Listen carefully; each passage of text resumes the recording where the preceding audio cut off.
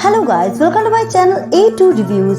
Guys, आज इस video में हम एक ऐसी खूबसूरत अदाकारा की बात करने वाले हैं जिन्हें अपनी जिंदगी में शोहरत उस दर्ज की नसीब हुई जिसे किसी पैमाने पर तोल पाना मुश्किल है, लेकिन आज वो हीरोइन महज कुछ तस्वीरों में सिमट कर रह गई है। तो चलिए वीडियो स्टार्ट करते हैं। 30 जुलाई 1963 को उत्तर प्रदेश के मेरठ शहर में जन्मी मंदाकिनी का असली नाम यास्मीन जोसेफ है। मंदाकिनी के पिता जोसेफ ब्रिटिशर थे और मां का ताल्लुक इस्लाम धर्म से था। मंदाकिनी की नीली आंखें और चेहरे की मासूमियत के चलते इन्हें बहुत छोटी उम्र में ही फिल्मों में काम करने का मौका मिल गया था, लेकिन ये काम इतना आसान भी नहीं था। फिल्म मजलूम से पहले मंदाकिनी को 3 फिल्म निर्माताओं द्वारा रिजेक्ट किया गया था, जिसका सबसे बड़ा कारण था इनका नाम, जो उस समय की हिंदी फिल्मों के लिए सटीक नहीं था। इसलिए जब उन्होंने फिल्म मजलूम में काम करने की इच्छा जताई तो फिल्म के प्रोड्यूसर रंजीत विर्क ने इनका नाम बदलकर पहले माधुरी और फिर मंदाकिनी रख दिया।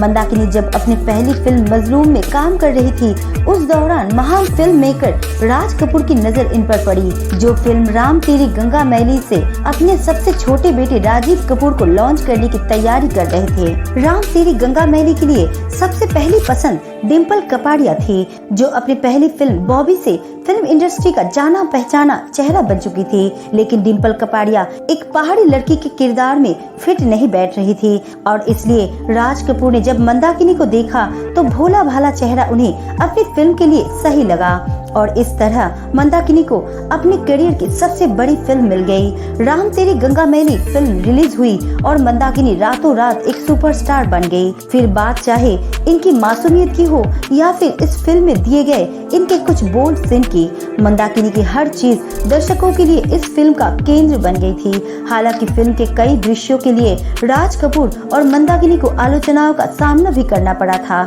जिसमें झड़ने वाला दृश्य भी शामिल है। लेकिन कारण चाहे कुछ भी हो, मगर मंदाकिनी इस फिल्म से बॉलीवुड का एक बड़ा नाम बन चुकी थी। राजीव कपूर को लॉन्च करने के लिए बनाई गई इस फिल्म से मंदाकिनी को बेस्ट एक्ट्रेस का फिल्म फेयर नॉमिनेशन भी प्राप्त हुआ था।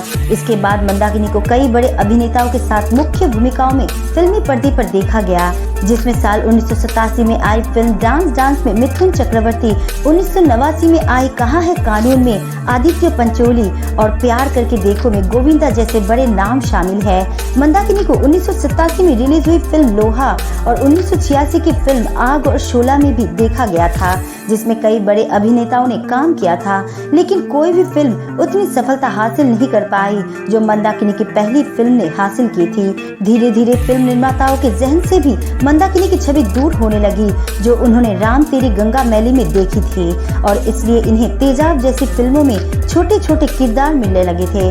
मंदाकिनी ने कुछ तेलुगु फिल्मों में भी काम किया था, जिसमें सिंहासनम और भार्गवा रामादू शामिल है। इसके अलावा मंदाकिनी साल 1990 में मिथुन चक्रवर्ती के बंगाली फिल्म अंधा विचार में एक स्पेशल अपीयरेंस में भी नजर आई थी। कमांडो और तकदीर का तमाशा जैसी कुछ फिल्मों में मुख्य भूमिकाओं में नजर आने वाली मंदाकिनी के करियर को साल 1994 में सामने आई कुछ तस्वीरों ने खत्म कर दिया था। इन तस्वीरों में भारत का सबसे बड़ा डॉन दाऊद इब्राहिम दिखाई दे रहा था और उसके साथ मंदाकिनी बैठी हुई थी।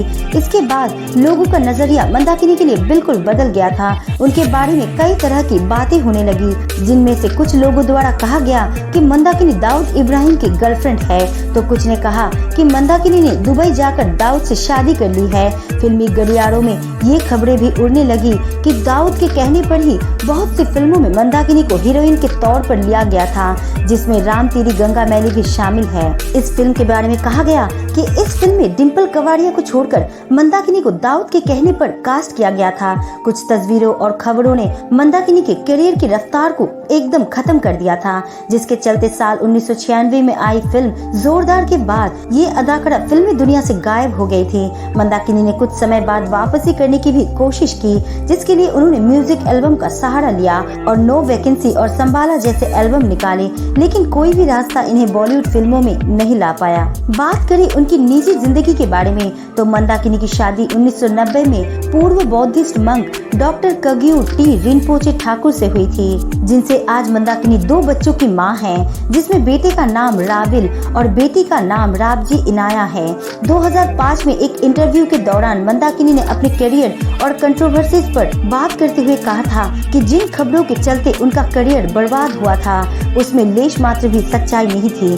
दाऊद से उनकी मुलाकात दुबई में स्टेज शो के दौरान एक फिल्म अभिनेत्री और एक फैन की तरह हुई थी।